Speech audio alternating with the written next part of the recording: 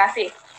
Oke, selamat pagi Bapak dan Ibu semuanya, sahabat Eon, apa kabar? Semoga sehat-sehat selalu ya, baik kita di rumah maupun dimanapun, karena lebih baik di rumah ya daripada di rumah sakit.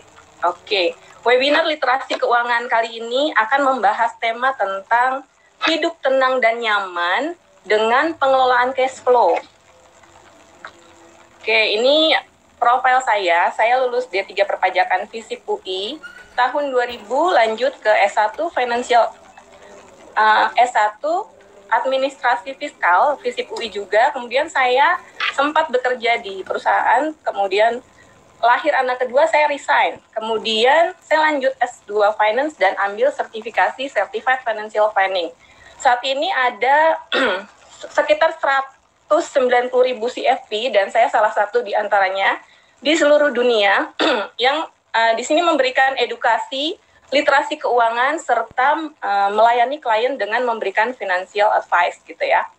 Nah, selain melalui kelas online dan offline, saya juga sering berkolaborasi dengan komunitas, dengan perusahaan dan lembaga, dan kami juga sering diundang media untuk membahas tema-tema menarik seputar financial planning. Di antaranya ada tema menghindari jebakan pesta diskon gitu ya, terus kemudian bagaimana mensiasati arisan, kemudian bagaimana menyusun dana pendidikan dan lain sebagainya. Nah, semua ini Sahabat Aeon punya peran sangat besar untuk meningkatkan literasi keuangan di masyarakat.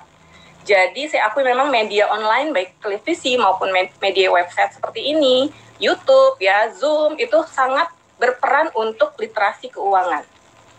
Bahkan survei nasional literasi keuangan yang dilakukan Otoritas Jasa Keuangan pada tahun ini menunjukkan bahwa indeks literasi keuangan itu mencapai 38%, yang mana sudah meningkat dibanding hasil survei tahun 2016. Nah, dengan demikian selama beberapa tahun terakhir ini memang peningkatan pemahaman keuangan masyarakat itu bertambah. Dan kita harapkan sih dengan adanya edukasi dan lain sebagainya itu akan semakin meningkatkan pemahaman masyarakat terhadap edukasi dan literasi keuangan, sehingga dapat menghadapi apapun kondisinya, walau apapun kondisinya, mau krisis mau nggak krisis, tetap aja bisa survive gitu ya. Oke.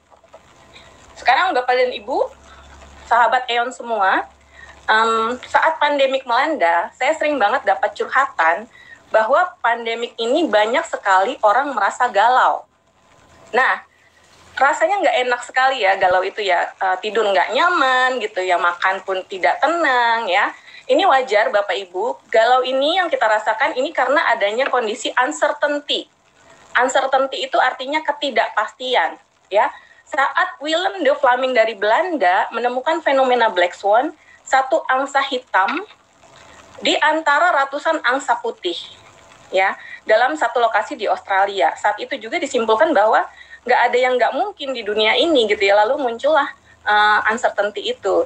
Dan financial planning ini berperan terhadap uncertainty ini supaya membuat ketidakpastian ini mengecil. Ya, orang-orang sudah siap dengan ketidakpastian, sudah siap backup dengan dana darurat, sudah siap cash flow-nya sudah bagus, dan lain sebagainya. Nah, sebenarnya akan ada dua cara bagi kita untuk berpikir tentang kondisi seperti ini. Apakah akan berpikir secara pesimis atau optimis? Apakah kita memandang kondisi ini sebagai masalah atau kita akan memandang kondisi ini sebagai berkah? Apakah kita memandang kondisi ini sebagai kesulitan atau malah kesempatan? Sebagai bencana atau malah sebagai peluang gitu ya. Nah, kita sudah masuk fase resesi ya, tapi sejalan dengan waktu pertumbuhan GDP Indonesia akan menjadi lebih baik. Seperti Bill Gates juga pernah katakan bahwa we can end this pandemic everywhere if we can commit to solution to everyone gitu ya. Jadi sebenarnya kita bisa kok mengatasi pandemik ini di mana-mana, tapi kita harus komit juga akan solusinya. Nah, salah satunya menurut saya adalah edukasi keuangan sangat penting untuk kita memberikan solusi-solusi untuk pandemik seperti ini. Oke, sebenarnya kalau kita lihat pandemik ini mengantar kita ke 3 titik ya, teman-teman ya. Ada kita terimbas dari sisi fisik, dari sisi mental, dan juga dari sisi finansial. Dari sisi fisik, mau nggak mau kita juga mengalami tuh yang namanya less activity ya, less mobility karena kita nggak bisa kemana-mana. Dari sisi mental, kita mungkin mengalami stres, mengalami kepanikan sementara, borong barang supaya bisa ditumpuk di rumah, seperti itu ya. Kemudian juga mungkin ada juga tuh kita jadi jarang bersosialisasi, jadi agak-agak sedikit kudet gitu. Nah, dari sisi finansial sudah jelas nih, banyak sekali teman-teman di luar sana yang mengalami kekurangan atau mengalami penurunan pendapatan. Pendapatannya turun tapi biaya hidupnya meningkat. Kemudian juga bertambahnya utang, seperti itu. Nah, sebenarnya problem ini bisa kita lakukan solusi-solusi, di antara lain misalnya untuk jaga fisik ya, untuk jaga mental dan juga jaga finansial. Nah, jaga finansial di sini usahakan ada penguatan di cash flow, kemudian untuk dana darurat, proteksi dan alokasi. Oke. Nah, sahabat Eon, sekarang apa nih yang harus kita lakukan untuk menghadapi kondisi seperti ini? Salah satunya cara adalah menjadi lebih adaptif. Di sini saya akan berikan beberapa step financial survival supaya teman-teman at least bisa bertahan. Syukur-syukur bisa naik kelas gitu ya. Step-stepnya itu meliputi manage cash flow, cek kondisi keuangan, smart spending, dana darurat, dan investasi. Akan saya jelaskan satu persatu ya. Jadi, sahabat Eon, belajar adaptif ini sebenarnya bisa dari mana aja. Kita bisa belajar juga kok dari misalnya dari bisnis transportasi atau bisnis penerbangan udara. Ya, yang sempat viral beritanya kemarin itu, mereka menjadi lebih adaptif dengan merambah ke dunia kuliner. Ya, kalau kita lihat beritanya, Thai Airways itu merambah ke dunia kuliner. Bahkan dari bisnis yang baru itu, kuliner itu menghasilkan miliaran bahkan ya. Terus kemudian ada juga beberapa teman-teman yang share ke saya bahwa mereka juga switch bisnisnya menjadi bisnis yang belum ada, maksudnya yang belum mereka geluti, jadi mereka geluti gitu. Misalnya dari bisnis usaha pelaminan nikahan menjadi bisnis usaha peti mati gitu loh. Itu kan beda banget ya. Kemudian dari usaha perhotelan menjadi usaha tempat isolasi mandiri untuk pasien COVID dan seperti itu. Nah, ini bisa kita tiru bagaimana kita berpikir lebih kreatif lagi untuk menambah pendapatan seperti itu ya. Oke. Nah, ini dia. Manage cash flow ini banyak sekali problem saat ini adalah masalah penanggulangan dan masalah pengelolaan cash flow. Sebenarnya kalau saya bisa kelompokkan menjadi 3 tentang masalah cash flow ini adalah, pertama, banyak sekali ditemukan tantangan-tantangan. Kemudian kita juga berpikir untuk bagaimana untuk sustaining cash flow, bagaimana untuk mempertahankan arus pendapatan kita pada kondisi yang seperti ini. Dan kita juga harus berpikir untuk find the opportunity gitu loh, untuk menambah lagi, untuk menemukan lagi kesempatan-kesempatan kita untuk menambah penghasilan. Nah, ngatur cash flow ini ada aja tantangannya teman-teman ya, apalagi zaman pandemik seperti ini. Tugas terbesarnya adalah bagaimana mempertahankan uang yang ada kan, supaya nggak cepat meluap gitu loh. Jangan sampai kemakan godaan-godaan gitu ya, godaan-godaan belanja. Apabila memang barang yang kita mau beli itu akan bertahan lama, it's okay. Itu malah lebih bagus karena kondisinya saat ini banyak sekali diskon-diskon gitu ya. Kita harus memanfaatkan itu. Dan sambil mencari peluang juga ya. Nah, berbicara tentang tantangan, sahabat Aeon, ini banyak sekali yang merasakan efek dari pandemik ini adalah pendapatan berkurang tapi pengeluarannya malah bertambah. Dan seringkali ada godaan shopping online. Godaan shopping online ini akan menjadi lebih baik jika kita sikapi dengan lebih bijak. Gitu. Sepanjang kita sikapi dengan lebih bijak, itu malah akan membuat kita mendapat kesempatan untuk memperoleh barang-barang dengan harga diskon dan kualitas yang lebih bagus. Oke? Pengeluaran bertambah banyak, mungkin karena beban utang dan kewajiban yang harus dibayar ya, mau nggak mau. Kemudian nambah juga pengeluaran untuk makan sehat, untuk beli suplemen, untuk beli vitamin gitu ya. Apalagi kalau sakit saat ini dirawat, banyak sekali prosedur tes kesehatan yang mesti kita bayar di luar dari kondisi normal gitu ya. Nah, kalau untuk godaan shopping online, seandainya memang cash flow kita memungkinkan, cash flow kita masih ada surplus di situ, ini nggak masalah, masih oke sepanjang ada budgetnya. Yang menjadi masalah adalah saat kita nggak punya cash flow, kita memaksakan diri untuk berhutang dan membeli barang-barang yang nggak penting, itu yang akan menjadikan masalah di kemudian hari. Nah, bagaimana nih cara untuk mempertahankan cash flow? Pertama, pahami dulu kondisinya. Banyak sekali masalah yang terjadi karena kita belum paham bagaimana kondisi cash flow kita saat ini. Apakah kondisi kita surplus, yang mana pendapatan itu lebih banyak daripada pengeluaran? Apakah kondisinya defisit? Ya, defisit itu berarti minus ya, berarti pengeluarannya lebih besar daripada pendapatannya.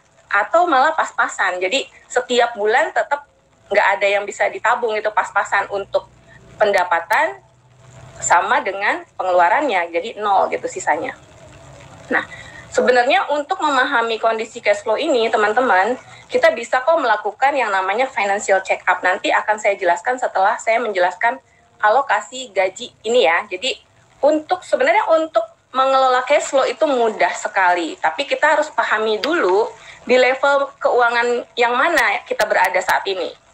Karena banyak sekali layer saat ini untuk layer atau level untuk seseorang itu punya penghasilan. Misalnya saya akan membaginya menjadi 3 ya.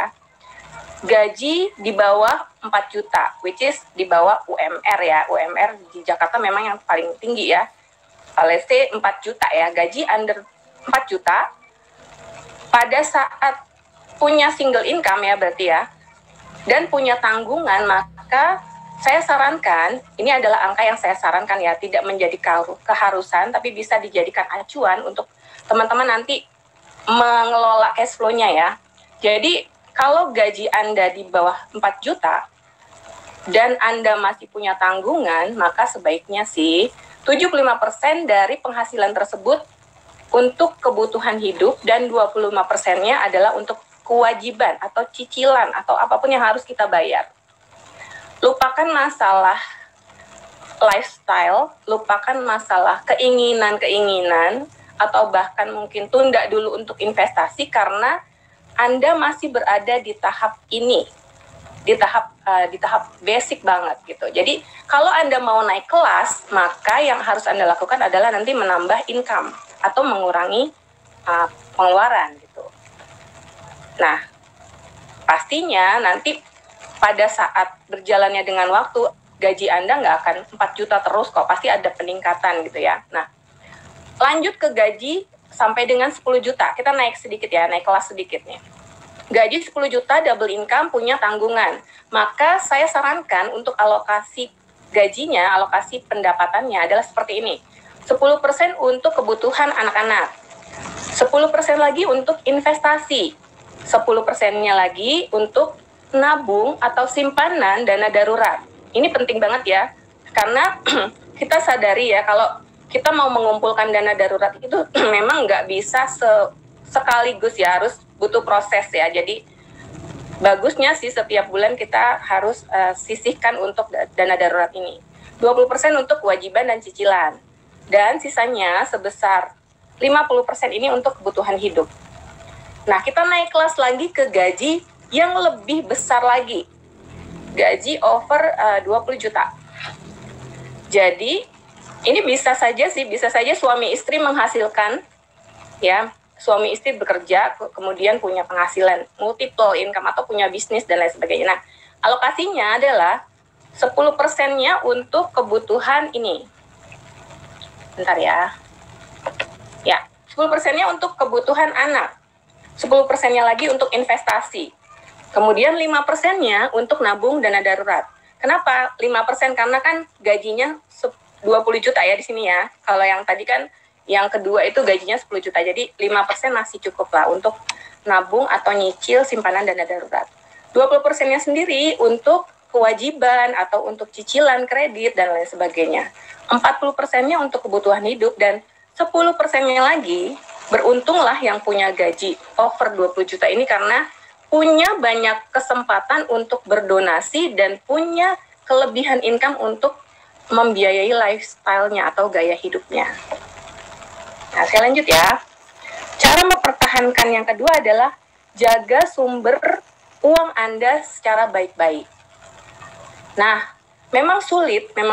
Karena apa? Karena memang banyak sekali godaan, kemudian banyak sekali kebutuhan, tapi sebenarnya teman-teman, sahabat Aeon bisa melakukannya dengan cara pertama memeriksa cost structure atau struktur biaya. Struktur biaya yang memang setiap bulan dilakukan atau ada pembiayaan yang setiap tahun harus dikeluarkan.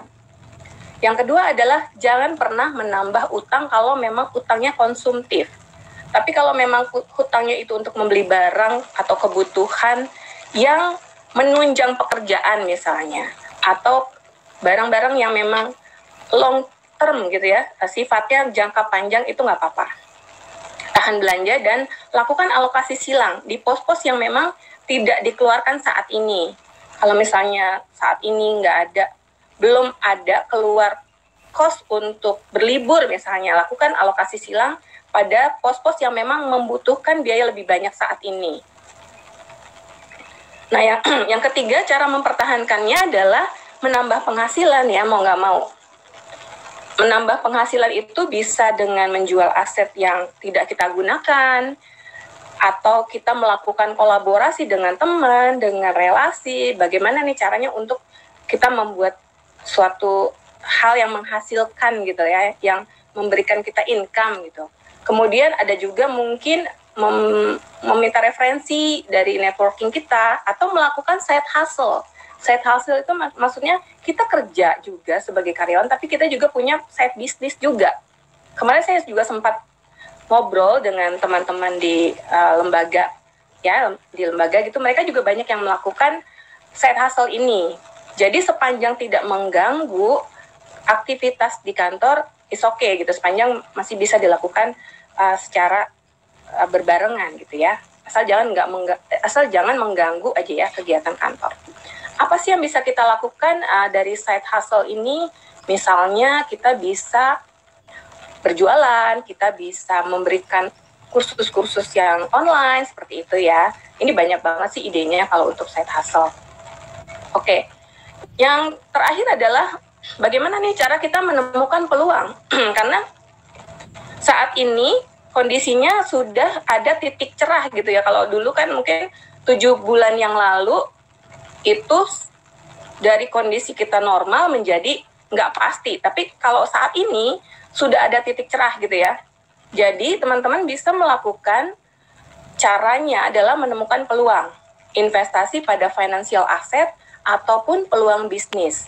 Nah, teman-teman dapat menemukan peluang investasi pada saat misalnya saat ini saham masih terdiskon, atau kalau teman-teman dulu memperhatikan itu pada saat market crash dalam itu ya, pada akhir Maret IHSG itu sempat menyentuh level 3037. Apabila teman-teman mempergunakan kesempatan itu, maka saat ini sudah naik harganya gitu. Jadi yang mesti diingat adalah investasi bukan trading ya. Nah, selain itu juga ada peluang bisnis. Peluang bisnis apa aja nih? Peluang bisnis yang memang menyediakan kebutuhan-kebutuhan yang dibutuhin masyarakat, kebutuhan pokok. Yang misalnya barangnya mudah dikirim, atau misalnya jasa yang kita punya dari skill yang ada pada diri kita, dari kemampuan kita, dengan misalnya modal yang minim gitu ya. Oke. Nah, tadi saya udah jelaskan tentang financial check up, saya mention di awal ya, gimana sih cara kita untuk mengetahui nih kondisi cash flow seperti apa. Nah, sebenarnya kita bisa melakukan financial check up. Financial check up itu sesimpel kita memeriksa neraca dan memeriksa cash flow. Kalau di neraca itu ada pemeriksaan di aset-aset dan utang-utang. Aset itu nanti terbagi 3 nih, liquid investasi personal. untuk utang ada dua bagian, yaitu utang jangka pendek dan utang jangka panjang. Nah, dari financial check up ini kita akan melihat atau kita akan menemukan hasil bagaimana emergency fund kita, apakah sudah memenuhi rasio 6 kali biaya setiap bulan, atau bagaimana rasio utang kita, apakah melebihi dari rasio yang seharusnya, melebihi batas wajarnya, atau malah sudah cukup, atau malah kurang dari batas wajar. Terus kemudian kita lihat juga apakah pola investasi kita sudah mencukupi standar yang memang 10% dari income. Nah, dari misalnya dari arus pendapatan dikurang pengeluaran, apakah hasilnya surplus, defisit, atau malah pas-pasan. Financial check up sesimpel itu, sahabat Aeon ya. Jadi kalau untuk kita tahu, untuk cara kita mengetahui kondisi keuangan kita adalah salah satunya dengan financial check up. Nah, kemudian bicara tentang smart spending nih, maksudnya seperti apa? Smart spending ini, teman-teman, adalah sesimpel kita melakukan pembelian dengan prioritas. Jadi prioritasnya itu kebutuhan dulu nih, bukannya keinginan dulu. Jadi prioritas need before want. Kemudian kita lihat juga apakah barang yang kita beli ini akan berlaku dalam jangka panjang. Ya, bisa awet gitu, jangka panjang. Dan apakah barang yang akan kita beli ini harganya diskon. Nah, pada saat misalnya yang keempat ya, ada kesempatan untuk kita menggunakan kartu kredit, sebaiknya kita bijak. Dan apakah ada promosi yang ditawarkan oleh kartu kredit tersebut? Apabila ada dan memang sangat menguntungkan buat kita, nggak ada salahnya diambil. Dan yang terakhir dan yang terpenting adalah teman-teman dalam melakukan smart spending ini adalah kita pikirkan dulu tentang multiplier effect. Multiplier effect itu sesimpel kita memberikan efek kepada orang lain. Jadi kalau seandainya teman-teman mau belanja gitu ya, belanja buah, belanja sayur, belanja kebutuhan rumah tangga, kalau memang di dekat rumah ada penjual yang memang UKM yang menjual, nggak ada salahnya kita belanja dari mereka. Jadi biaya yang kita keluarkan untuk belanja itu akan jadi penghasilan buat mereka, dan penghasilan dari yang mereka terima itu akan mereka keluarkan lagi untuk orang lain. Jadi ekonomi akan bergerak ya teman-teman. Jadi smart spending ini diupayakan juga punya efek yang baik untuk ekonomi. Oke. Bicara tentang dana darurat, intinya dana darurat itu adalah simpanan yang mudah cair, yang sesuai kondisi, dan ada batasnya. Batas normalnya sih, kalau tidak ada kondisi pandemik seperti ini, normalnya sih 3-9 kali expense. Tapi kita lihat juga kan, kondisi ini kan sudah berjalan selama 7 bulan ya.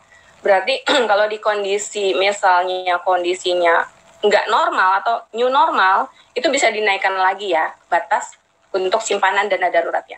Bisa 6-12 kali. Sebenarnya banyak cara untuk menyusun dana darurat, dan yang terpenting adalah dana darurat ini kalau kita punya, kita akan menghindari utang. Oke, sekarang bicara tentang investasi. Oke, teman-teman, kalau saya perhatikan, investasi ini sebenarnya ada 4 bentuk investasi yang memang harus kita miliki semuanya. Tapi pasti akan berbeda antara satu orang dengan orang lain karena mungkin profil investasinya berbeda. Pada saat orang yang punya profil investasi yang sangat konservatif, itu akan sangat berbeda racikannya dengan orang yang punya profil investasi yang sangat agresif. Oke. Nah, 4 jenis investasi itu adalah, pertama, yang menghasilkan liquidity. Yang kedua, menghasilkan stability. Yang ketiga, untuk hedging. Dan yang keempat adalah untuk growth atau pertumbuhan. Bagaimana maksudnya investasi yang menghasilkan liquidity? Itu maksudnya investasi, tapi kita dapat mudah cairkan gitu ya. Kalau dalam bentuk misalnya deposito atau reksadana pasar uang, itu dapat dengan mudah kita cairkan. Investasi dalam bentuk stability misalnya yang menghasilkan penghasilan rutin setiap bulan, misalnya surat berharga negara.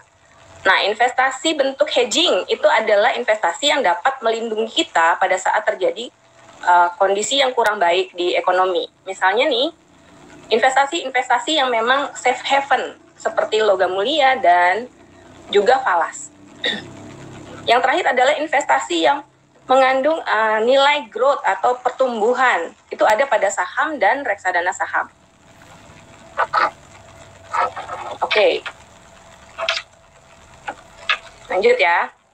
Nah, bicara investasi ini sebenarnya bicara tentang risiko dan imbal hasil. Kalau kita lihat di infografik ini ya, dari mulai tingkat risiko yang sangat minim ke tingkat risiko yang sangat tinggi, itu ada pada deposito. Semakin ke atas itu risikonya semakin tinggi ya. Deposito, ori, logam mulia, reksadana, kemudian saham, ada properti, ada bisnis, dan lain sebagainya, ada derivatif, dan lain sebagainya. Semakin besar imbal hasil yang diharapkan, akan semakin tinggi pula risiko yang dihadapi suatu investasi. Oke, jadi sebelum memilih investasi, kita tentukan juga tujuan keuangan, kenali profil risiko, hitung modal dinginnya, bukan modal dari cash flow ya, jadi ini adalah modal yang memang kita punya itu ya, bukan dari yang budget tadi alokasi buat belanja dan lain sebagainya. Yang keempat adalah pelajari karakter investasi dan hitung imbal hasilnya berapa. Semudah itu. Nah, ini saya tambahkan juga ya, bagaimana sih sebenarnya kita melihat investasi dan aspek perpajakannya seperti apa sih nih ya. Kalau tadi kan kita udah bicara mengenai cash flow-nya, bagaimana cara mengaturnya. Nah, nggak ada salahnya juga pada saat cash flow kita sudah sehat, surplus, sudah menghasilkan misalnya uang yang memang bisa kita investasikan, nggak ada salahnya juga kita melihat nih, apa aja jenis investasi yang memang tidak atau bahkan nggak ada atau bahkan mungkin minim pajak gitu ya. Kalau saya breakdown itu menjadi 5. Saya bagi menjadi 5. Yang pertama adalah jenis investasi berupa deposito, tabungan, dan diskonto SBI misalnya ya, atau ORI. Nah, itu efek pajaknya teman-teman adalah untuk deposito dan tabungan itu adalah sebesar 20% dari bunganya. Dan ini berlaku final. Final maksudnya pajaknya sudah dibayarkan dan bisa menjadikan uang muka pajak gitu ya. Nah, obligasi retail Indonesia atau obligasi itu efek pajaknya adalah 15% dari kupon obligasinya ya, bukan dari jumlah total investasinya ya, dari kupon obligasinya, dari return-nya. Dan semuanya bersifat final. Yang kedua adalah saham di pasar modal. Ini punya efek pajak senilai 0,1 dari nilai transaksi. Dan sifatnya juga final. Kemudian tanah dan bangunan, ini punya efek pajak juga. Namanya adalah BPHTB 5% atau pajak penghasilan 4 ayat 2 itu sebesar 5% dari NJOP. Ini akan bersifat final kalau dijual, dan PPh pasal 4 ayat 2-nya sebesar 10% itu akan bersifat final kalau disewakan. Dan ada juga yang namanya BPHTB kalau untuk pembelian tanah. Nah, kemudian jenis investasi yang lain yang bebas pajak adalah reksadana. Reksadana bukan objek pajak karena karena biaya-biayanya sudah terkandung pada saat reksadana itu ada gitu ya. Jadi untuk klien atau untuk kita yang investor yang punya reksadana, kita udah nggak dikenain pajak lagi. Dan asuransi jiwa juga. Nah, untuk lebih lengkapnya nih, saya juga mungkin agak kecil-kecil tulisannya, tapi saya juga ini ya sudah saya kelompokkan lagi nih. Jadi kalau seandainya sahabat Ayan punya uang sebesar 1 miliar dan ditempatkan di berbagai jenis investasi yang berbeda, maka hitungan pajaknya akan berbeda juga nih. Ya, kalau misalnya nih, deposito dalam bentuk rupiah sebesar 1 miliar. Let's say bunganya itu sebanyak 6% lah gitu ya. Jadi 60 juta. Pajaknya, maka pajak yang dilakukan adalah, yang dihitung adalah 20% dikali bunga depositonya. Berarti ada pengurangan lagi 12 juta. Nah, berarti dari jumlah 1 miliar ditambah dengan bunga deposito sebesar 60 juta, maka yang teman-teman terima nanti netnya adalah sebesar 1 miliar 48 juta karena tadi bunganya sudah dikurangi dengan pajak. Kemudian bagaimana kalau ditempatkan di obligasi? Obligasi 1 miliar, kupon obligasi misalnya 10% walaupun saat ini ORI adalah sebesar 5, sekian persen ya. Ini saya ambil contoh 10%. Pajaknya adalah sebesar 15%. lebih kecil dari tadi yang deposita tadi. Setelah kita hitung, ternyata menghasilkan investasinya adalah sebesar 1.085 juta. Bagaimana dengan falas? Falas lain lagi. Falas adalah ada PPh final 4 ayat 2 sebesar 20%. Itu juga bunga tabungannya kecil, ya. Dan kita juga hitung juga fluktuasinya bagaimana, apakah untung, apakah rugi. Pada saat ini, yang contoh ini adalah seandainya rugi. Nah, maka nilai investasinya menjadi 874 juta 600 sekian. Untuk reksadana tidak ada pajak, jadi Anda akan terima net, tidak ada pemotongan pajak, kecuali ada biaya-biaya administrasi ya yang lain. Untuk logam mulia juga kalau dihitung ya, maka netnya yang dihasilkan adalah logam mulia dengan imbal hasilnya berapa ya harganya setelah dijual, dan ada pajaknya. Pajaknya itu sebesar sekitar 10 juta kalau nilai investasinya 1 miliar. Ya, itu teman-teman. Oke, lanjut. Nah, ini saya akan berikan tips cerdas ya, supaya kita bisa lebih survive lagi menghadapi kondisi seperti ini. Yang pertama adalah cek kondisi keuangan. Tadi saya udah cerita ya mengenai financial check up. Sebenarnya di website kami di onesilk.com, juga di website cerdaskeuangan.com juga ada caranya, ada kalkulatornya untuk menghitung atau untuk ngecek kondisi keuangan. E-nya adalah expense terkendali. Bagaimana tadi saya bicara tuh bagaimana tentang kita mengendalikan expense, bagaimana cara kita melakukan smart spending, seperti itu ya. Kemudian bagaimana kita melakukan alokasi gaji, dan lain sebagainya. Nah, untuk teman-teman bisa bertahan, lakukanlah ini, expense yang terkendali. Yang ketiga adalah rutin investasi. Mau krisis, mau nggak krisis, investasi mah harus jalan terus ya teman-teman. Yang keempat adalah debt management atau dana darurat. Dan juga simpanan dana darurat. Ini penting ya. Ini berlaku saling mendukung. Kalau dana darurat kita kuat, otomatis kita nggak akan melakukan utang untuk membackup biaya-biaya kan. Tapi kalau utang kita udah semakin besar, ini sebenarnya bisa di backup dengan dana darurat yang sudah ada. Jadi ini fungsinya saling membackup. Oke, yang kelima adalah aset alokasi. Teman-teman juga perlu ketahui bahwa aset itu kan sebenarnya ada 3 jenis. Ada aset liquid, aset investasi, dan aset personal.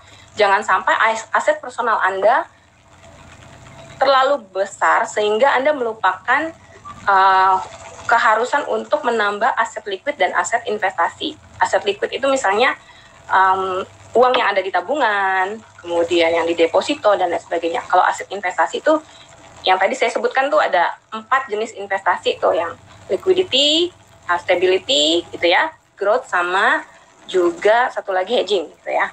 Oke, jadi sebaiknya sih dilakukan alokasi aset. Dan yang terakhir adalah strengthen your financial habit. Ini penting banget teman-teman, karena semakin baik kita punya habit atau kita punya kebiasaan mengelola keuangan, itu akan lebih membuat kita lebih bertahan atau bahkan mungkin bisa naik kelas gitu. Jadi lebih baik lagi. Jangan sampai kita hanya terlihat sepertinya aja kaya, padahal kalau dilihat habit kita nggak terlalu baik, kita sebenarnya bukan kaya, sebenarnya cuma hanya kayanya doang. Itu jadi saya harapkan dengan adanya edukasi ini akan lebih membuka mata atau membuka wawasan teman-teman sekalian, sahabat EON, untuk bisa lebih cerdas lagi nih mengelola keuangannya seperti apa. Oke, saya rasa cukup ya paparan dari saya. Saya berikan waktu lebih banyak untuk teman-teman bertanya, karena ini kesempatan baik banget. Karena saya kalau di luar biasanya kalau konsultasi itu nggak free gitu loh. Saya biasanya ada charge-nya. Silakan teman-teman manfaatkan waktu sebaik mungkin untuk bertanya. Waktu saya kembalikan lagi kepada moderator. Terima kasih. Silakan. Ya, terima kasih untuk Ibu Erlina untuk waktu dan pemaparannya. Tadi saya catat beberapa hal nih Bu, menarik banget itu ya Bu ya, terkait bagaimana sih kita nyaman mengelola cash flow gitu ya, nyaman dengan mengelola cash flow. Tadi tips cerdas dari Ibu dengan cek kondisi keuangan, expense terkendali, rutin investasi, debt management dan dana darurat, aset alokasi serta strengthen your financial habit itu kena banget sih buat saya pribadi nih Bu gitu ya. Karena ya saya juga pengen Bu hidup saya nyaman dengan pengelolaan cash flow yang benar gitu ya Bu ya. Nah, kira-kira dari teman-teman ini saya udah ada pertanyaan nih Bu, mungkin dari Bu Erlina bisa jawab secara langsung ya. Pertanyaannya dari Ibu Nur Fadilah. Wah cukup panjang nih pertanyaannya Bu, ada 3 pertanyaan. Nah, yang pertama ini Bu, salah satu masalah dalam UMKM itu adalah masalah keuangan Bu, di mana cenderung UMKM ini tuh menggabungkan Bu antara keuangan usaha dan keuangan pribadi. Gitu. Jadi sebenarnya tuh mereka sulit menghitung ini untung atau rugi sih Bu. Gimana sih menurut Ibu Erlina terkait hal ini gitu? Apakah keuangan ini harus digabung atau dipisah? Tapi gimana nih caranya gitu Bu? Ya, saya jawab satu-satu aja ya. Ini dulu saya jawab. Boleh, Bu. Ya, memang betul banget masalah saat ini yang terjadi di UMKM. Saya juga ada komunitas cerdas keuangan ya, yang mana isinya adalah para ibu-ibu atau keluarga yang memang punya bisnis gitu ya. Bisnis yang masih mikro, seperti itu. Kendalanya memang di pengelolaan cash flow yang dicampur-campur itu.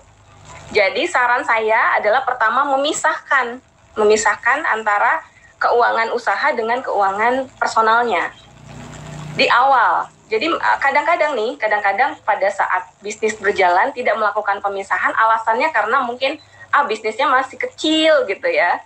Aduh nanti aja deh, dilakukannya nanti aja deh. Padahal nggak begitu teman-teman atau sahabat Aeon.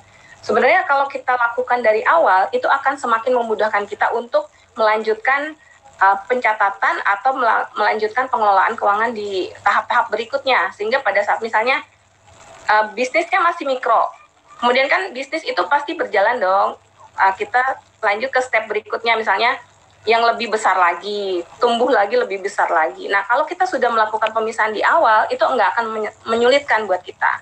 Tapi pada saat kita belum melakukan pemisahan, itu akan sangat bikin rancu karena pasti akan kecampur-campur keuangannya. Ada keuangan untuk personal dipakai untuk bisnis, ada keuangan untuk bisnis dipakai untuk urusan-urusan pribadi, seperti itu. Jadi lakukanlah pemisahan rekening minimal, pemisahan rekening. Ya. Berarti pemisahan rekening itu lebih baik dilakukan dari awal ya Bu ya, bukan pada saat bisnis berjalan atau sudah besar ya Bu ya berarti ya. Betul. Oke, nah pertanyaan berikutnya Bu masih dari Bu Nur Fadilah gitu. Nah kita tahu nih Bu kondisi sekarang itu kan banyak e-commerce, online shop dan sebagainya gitu Bu ya. Terus banyak mereka yang kasih diskon besar-besaran itu ya. Ada kayak kemarin 10, 10, 99, 88 itu kan diskonnya gede-gedean tuh. Nah gimana sih cara kita itu bisa untuk menekan sikap konsumtif kita nih Bu supaya kita tidak tergiur tuh untuk godaan tersebut Bu? Sebenarnya gini loh teman-teman, kita lihat dulu kondisi keuangannya nih. Kalau seandainya kita memang punya uang lebih, nggak ada salahnya kok belanja gitu ya. Kayak saya misalnya nih, punya keinginan untuk membeli suatu barang, tapi saya tunda dulu karena nunggu diskon gitu ya. Pada saat misalnya ada diskon 10 kemarin, saya gunakan untuk membelinya gitu. Jadi tahan godaan untuk belanja is okay, sepanjang memang kita belum punya uang kas yang cukup. Tapi kalau memang udah ada budgetnya, nggak ada salahnya untuk kita belanja. Tuh. Ya. Berarti belanja nggak apa-apa Bu ya? Kena diskon nggak apa-apa Bu ya berarti ya? Tapi kita yang atur ya Bu ya? Betul. Oke. Nah, dari Bu Nur Fadilah masih ada pertanyaan terakhir nih Bu. Jadi gini, gimana sih gitu untuk mahasiswa itu ya bisa saving dengan pendapatan yang terbatas, mungkin cuma dari setoran orang tuanya dan sebagainya, dengan lingkungan pertemanan yang sekarang itu udah sangat hedonisme banget nih Bu, gengsinya tinggi, terus kemudahan banyak. Gimana sih cara mahasiswa ini bisa saving Bu? Ya. Memang godaannya adalah bukan dari diri kita ya, kalau saya perhatikan ya, karena mungkin ada peer groupnya yang membuat gaya hidup seseorang ini meningkat. Sebenarnya kalau diperhatikan mungkin seseorang atau mahasiswa ini punya gaya hidup yang normal-normal aja. Tapi begitu ketemu sama teman di kampus, ketemu dengan teman di pergaulan, jadinya meningkat tuh lifestyle-nya, mesti hangout dan lain sebagainya. Nah, salah satu yang harus kita perhatikan dan kita bisa perbuat adalah pada saat menerima penghasilan langsung aja masukkan ke pos investasi. Jadi kalau memang ada kelebihannya, ya nggak apa-apa, kita gunakan untuk bergaul atau bersosialisasi. Tapi tetap ada budgetnya gitu. Jadi selama untuk pergaulan yang memang sosialisasi tapi tidak terlalu sering dan sesuai dengan budget, kita lakukan aja yang namanya pembatasan budget. Misalnya nih, dari seluruh penghasilan yang kita dapat, misalnya penghasilan dari orang tua atau mungkin ada other income, side hustle yang lain, mungkin ya mahasiswa nggak tahu ya, banyak banget bisnisnya sekarang. Kita budgetin aja, dari penghasilan itu misalnya 10% aja deh untuk lifestyle atau untuk hangout sama teman-teman. Sisanya saya gunakan untuk yang lain. Sisanya ada untuk kebutuhan hidup, untuk investasi, untuk misalnya proteksi, ya kan? Banyak sekali kan. Jadi sepanjang masih ada dalam batasan itu, ya kita bisa gunakan seperti itu. Jadi cara ngaturnya gitu ya teman-teman. Berarti investasi itu sebenarnya harus disisihkan di awal ya Bu ya, bukan di akhir malah ya. Iya betul. Kan kadang kita tuh udahlah kita mau belanja dulu, nanti uang sisanya baru kita investasikan, malah bukan seperti itu Bu ya. Iya. Ya agak sulit ya kalau kayak gitu ya. Kecuali kita Bu, ini ada pertanyaan. Ya gini loh, kecuali kita lakukan yang namanya auto debit Mas Andri, kita bisa lakukan tuh. Kalau seandainya kan orang beda-beda ya. Ada orang yang memang disiplin banget, tapi ada juga yang kadang suka lupa gitu ya. Kita mesti rutin investasi, ya lakukan aja auto debit gitu loh. Jadi setiap bulan pasti dipotong, entah tanggal 1, tanggal 5 gitu. Kita lakukan itu. Udah dipotong, dibiarin lupa ya Bu ya, jangan dipotong terus diambil ya Bu ya. Nah itu kadang-kadang suka lupa ya diambil. Bu, ini ada pertanyaan menarik nih Bu dari Ibu Winda. Nah, jadi Bu Winda ini pernah melakukan pengecekan kesehatan keuangan nih Bu. Dia ada informasi kalau dia memiliki cicilan itu hampir 40% dari penghasilan, karena cicilannya cicilan KPR nih Bu. Nah, terus ada informasi berikutnya, Bu Winda dan keluarga ini termasuk ke dalam generasi sandwich, Bu, yang mana pengeluaran orang tuanya itu sekitar 15% lagi, berarti sudah 55% nih, Bu. Nah, pertanyaannya itu adalah, mohon sarannya, berjenis investasi yang baik, itu seperti apa? Lebih baik investasi atau dana darurat dulu? Bu Winda ini juga dia punya tanggungan 2 orang anak nih Bu. Gimana Bu sarannya kira-kira? Oke, pertama yang harus saya ketahui adalah saya mesti tahu berapa penghasilan Bu Winda. Terus kedua, apakah suaminya juga mempunyai penghasilan? Apakah multiple income atau hanya single income? Yang kedua. Yang ketiga adalah berapa sisa utang yang harus dilunasin. Itu juga saya mesti tahu ya. Baru saya bisa kasih advice ke Bu Linda solusi-solusi yang bisa dilakukan seperti itu. Jadi nih kalau misalnya kondisinya adalah misalnya suami juga bekerja, Bu Linda juga bekerja, otomatis kan mungkin ada KPR atau kredit pemilikan rumah ya yang memang masih ditanggung atau masih harus dibayarin.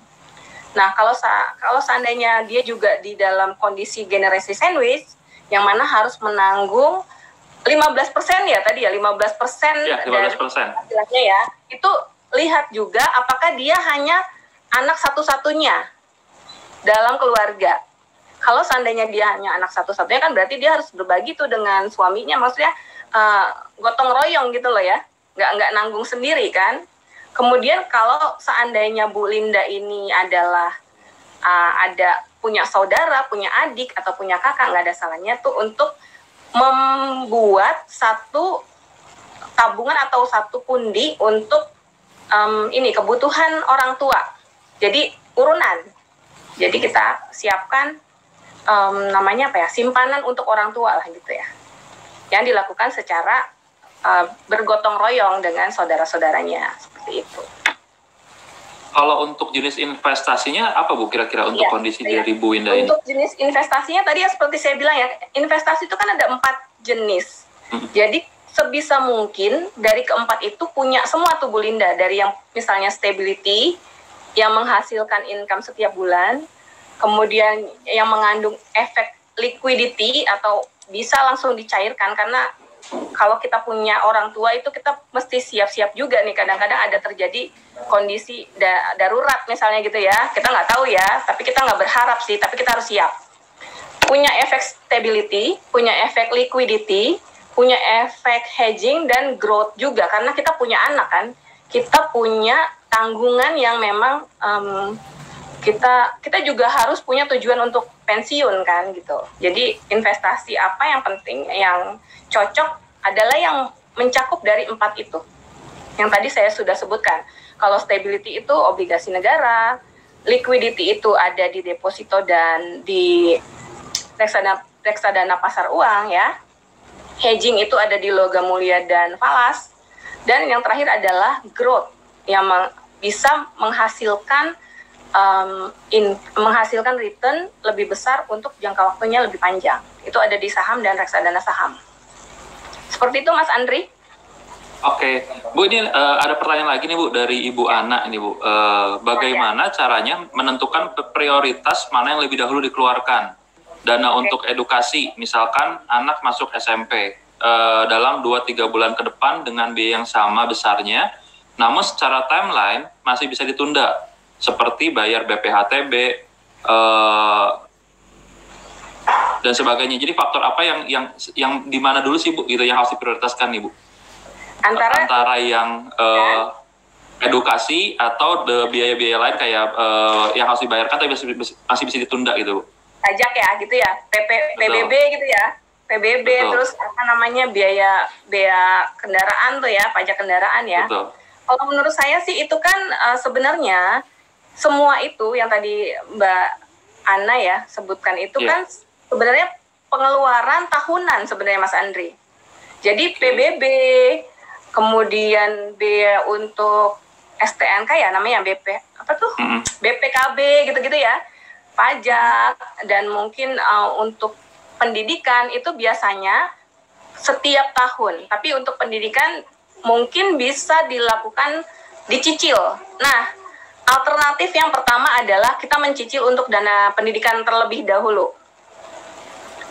Ya, kalau seandainya cara yang pertama ini untuk mencicil ini belum memungkinkan, kita lakukan cara yang kedua. Kita lakukan berbarengan tapi dengan cara menyisihkan setiap bulan gitu loh. Jadi kebutuhan untuk pembayaran PBB dan lain sebagainya dengan kebutuhan untuk pendidikan. Jadi kita lakukan berbarengan. Itu punya opsi sendiri-sendiri. Nah, tergantung nih kondisi Mbak Ana di keuangannya seperti apa nih. Saya juga mesti lihat dulu sih cash flow-nya seperti apa nih. Apakah cash flow-nya itu sudah, maksudnya arus kasnya itu bisa dilakukan skema yang tadi, apakah memang harus ada pemulihan di sisi-sisi tertentu gitu. Jadi kita mesti cek lagi. Oke. Bu, ini ada pertanyaan lagi, Bu. Ini menarik nih, Bu. Boleh nggak sih menabung dana darurat itu atau dana darurat itu menggunakan kartu kredit, Bu? Oke, menarik emang.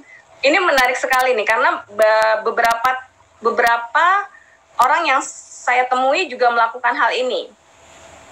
Bahkan mungkin beberapa kali saya juga melakukan ini, gitu ya.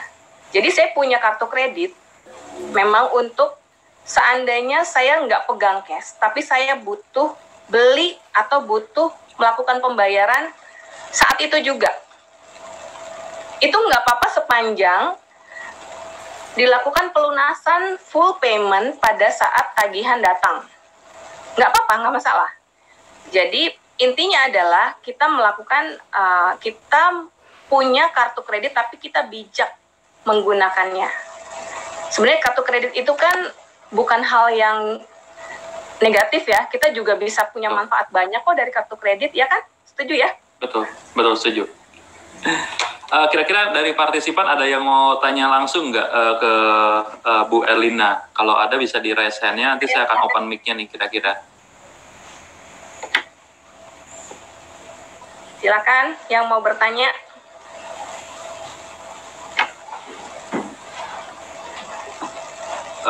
Sambil nunggu yang langsung mau nanya nih Bu, ini ada pertanyaan dari Ibu Novi Haryani gitu ya. Tadi dipaparkan bahwa pos alokasi biaya terlihat di antara 3 kategori untuk pos biaya sosial, donasi, dan lifestyle. Tampaknya hanya ada di pendapatan di atas 20 juta gitu. Pertanyaannya, kenapa untuk donasi atau sosial tidak dianggarkan dari gaji 4 atau di bawah 20 juta, Bu? Oke. Yang pertama, karena gaji yang level tadi tuh 4 juta itu kalau kita hitung ya, 4 juta dikali 75% itu 3 juta.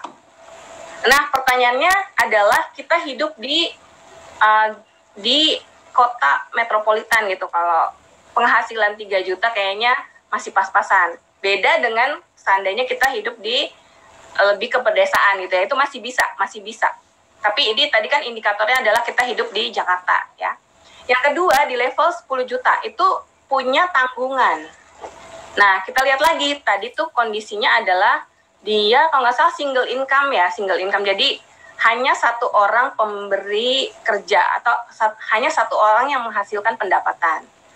Kalau seandainya Anda mau menyisihkan dana untuk sosial, untuk lifestyle, dan untuk donasi, Anda harus berpikir bagaimana cara menambah penghasilan dengan kondisi yang seperti itu.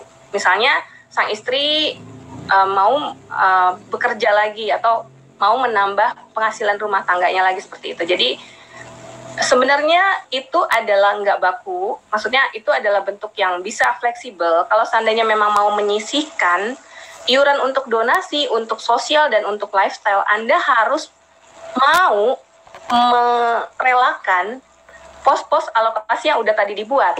Misalnya, mau menyisihkan pos untuk sosial 5% atau 10%. Berarti Anda harus mau mengurangi pos untuk kebutuhan hidup sebanyak 50% dikurang 10% gitu kan. Karena kan keseluruhannya hanya 100%, bukannya 110 atau 150% kan, gitu. Jadi masih bisa fleksibel sebenarnya. Alokasi tersebut yang tadi Ibu Elina sampaikan sebenarnya masih fleksibel ya Bu ya. Gimana kita mengatur kembali alokasinya. Tadi Ibu hanya memberikan itu suggestion dari Ibu segitu Bu ya maksudnya ya. Betul. Oke. Bu, ini saya mau ada pertanyaan nih dari saya pribadi nih Bu. Saya tertarik dengan dana darurat gitu ya Bu, tabungan dana darurat. Pertanyaan saya, apa sih bedanya tabungan dana darurat dengan tabungan biasa? Dan kondisi seperti apa sih kita boleh menggunakan dana darurat, Bu? Ya, betul. Kadang banyak sekali orang yang menyamaratakan antara simpanan dana darurat dengan tabungan. Jelas ini berbeda. Simpanan dana darurat itu nggak akan dipakai sampai kondisinya memaksa kita untuk menggunakannya. Jadi didiemin aja, kita nggak tahu kita kapan gunain itu, kita nggak tahu kapan. Tapi ada. Coba seperti inilah, seperti ban mobil, ban serep yang memang harus stay di dalam mobil tapi nggak pernah dipakai. Begitu kondisi mobil itu butuh bannya diganti, mau nggak mau harus digunakan, tapi harus tetap ada kan. Gitu. Bedanya dengan tabungan, kalau tabungan kita sisihkan uang atau kita simpan uang di tabungan, itu pasti punya tujuan yang jelas. Misalnya gini, saya nabung supaya tahun depan bisa jalan-jalan ke Jogja misalnya gitu.